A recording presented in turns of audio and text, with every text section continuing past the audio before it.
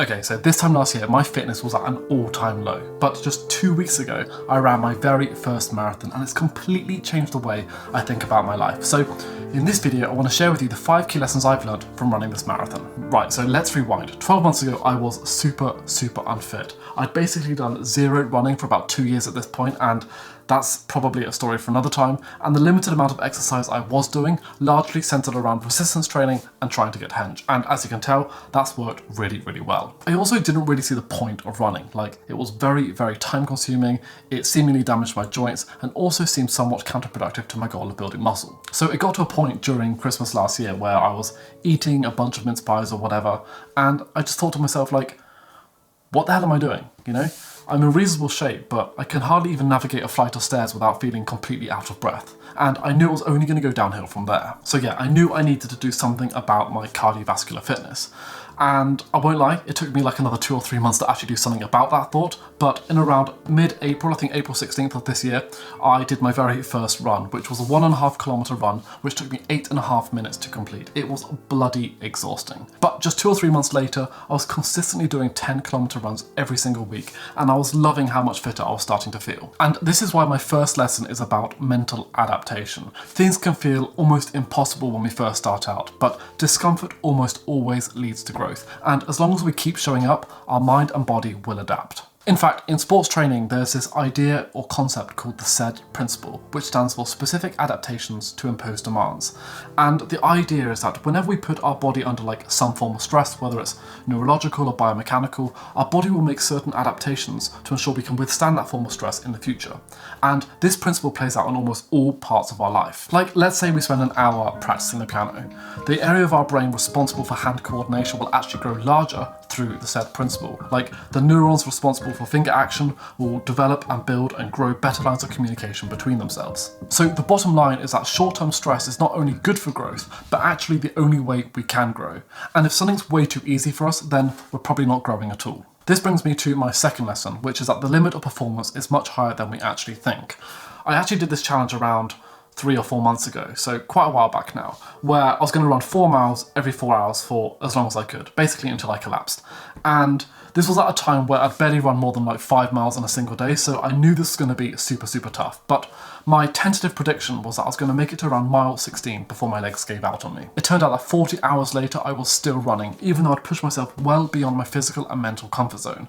And this was even though at like hour 20 or 20 miles into the challenge, I was like begging myself to stop, get some sleep and eat some nice food. So I literally doubled sort of the distance that I thought I was going to go beyond the point at which I thought I was going to stop. The point of this story is that everything is mental. When our mind is telling us that we are finished, that we're exhausted, that we just can't go on any further, we're probably only around 40% done. It's always possible to draw upon some untapped pool of energy, drive, motivation that just keeps us going, no matter how much we feel like quitting in a particular moment. Whether we're studying, or we're running, or building a business, or learning some new skill, like, the limit of performance is often far higher than we initially perceive it to be. But most of us instinctively try to avoid suffering and hard work, and I think it's because we have this sort of human tendency to seek out comfort. Like, we'd all rather watch Netflix or do something chill rather than study for an exam or go for a long run. But it's also a fundamental truth that the most rewarding and transformative experiences come through seeking out and taking on challenges rather than avoiding them. My third lesson is process over product. You see, it's really easy to get caught up in the end goal of what we're doing, whether it's finishing the marathon or achieving a specific weight or hitting a career milestone of some kind. But what's truly transformative and enriching about a particular journey is the process itself, the daily grind, the small victories, and even the setbacks along the way. Now, don't get me wrong, it's like totally okay to think big when we're making plans, but when we're trying to make progress, it's far better to think small. Like, when I first started out like training for the marathon, I was just solely focused on the race day. You know, every run, every exercise session was a means to an end. I was just thinking about how can I get to the start line and how can I do as well as possible. But the more I progressed and the more running I did, the more I started to appreciate the process itself. The early morning runs, the discipline of waking up early, the learning curve of understanding my body's needs and responses, like, all of these experiences became truly invaluable in their own right. And there's like a really nice quote here that kind of sums up the lesson, which goes, The most important step a man can take is not the first one, it's the next one, and I really, really like that. If I look back on my biggest wins in life, the best results have always been achieved by consistent daily action. By focusing on the present, I become more patient, more resilient, and more appreciative of the incremental progress that I'm making. Sure, we want to keep the end in mind to some extent, but focusing on the process helps us to manage our expectations and also reduces the pressure that comes with goal-oriented thinking.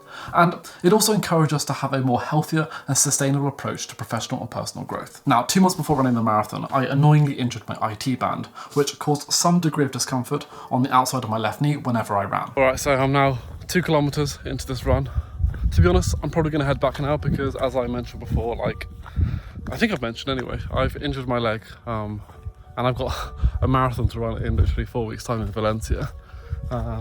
So that should be interesting. This clearly wasn't ideal, especially given that the typical recovery time for an IT band injury is around 6 to 8 weeks. So the exact time that I needed to be training for in preparation for my marathon. And the general recommendation during this time period is to do literally 0 running. So this was like a major setback for me. But it was also a reminder that the journey towards personal and professional growth is rarely linear. There are always going to be obstacles, diversions, and unexpected turns. The key is to ensure that we remain adaptable, that we learn from these experiences, and that we always try out new approaches along the way. For example, I'd created this entire running plan based on this goal of running the marathon in 3 hours and 45 minutes. But now I had to scrap the whole thing. Like, it was entirely pointless. It was a waste of the paper that it was written on because I just couldn't use it. And I had to sort of change the goal based on my new limitations and my change in circumstance. And this doesn't mean my new goal was going to be any less impressive or that the way I finished the race was going to be any less successful. It was just going to be different. And you know what? That's totally okay because things rarely ever go to plan. In fact, however good or bad a situation is, it's going to change at some point. Like, nothing good lasts forever, unfortunately. But you know what? Neither do the bad things. Running has as many ups and downs as life. Like, one day a run will be spectacular and the next day it will suck beyond belief. Or during the marathon there'll be times where we feel great and there'll be other times where we feel like utter shit.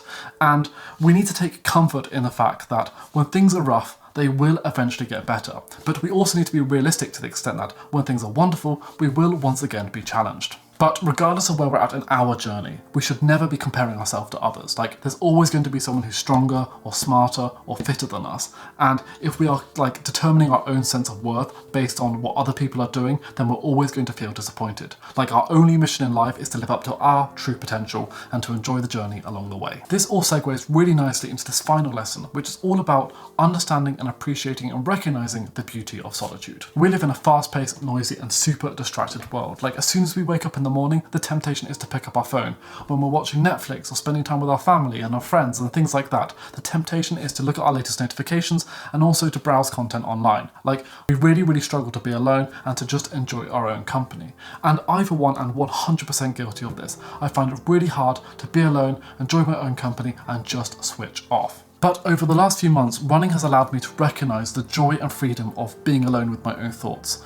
I guess it's kind of like a form of meditation for me. Running alone has allowed me to clear my mind, focus on my thoughts, and reconnect with my inner self. It's during these solitary moments that I find clarity, I gain new perspectives, and I kind of find solutions to my life's biggest problems. In this digital age where like constant connectivity is increasingly the norm, the art of solitude is becoming increasingly rare and valuable. It's a space where we can escape the noise, recharge, and return to our daily life with a sense of purpose and clarity. So whether it's through running, like for me, or through some other solitary activity, embracing the beauty of solitude can be a truly transformative experience, offering this sanctuary for personal growth and self-reflection. And ultimately, we need to be happy and comfortable being by ourselves, because the only person we spend every second of our life with from the moment we're born to the moment we die is ourselves.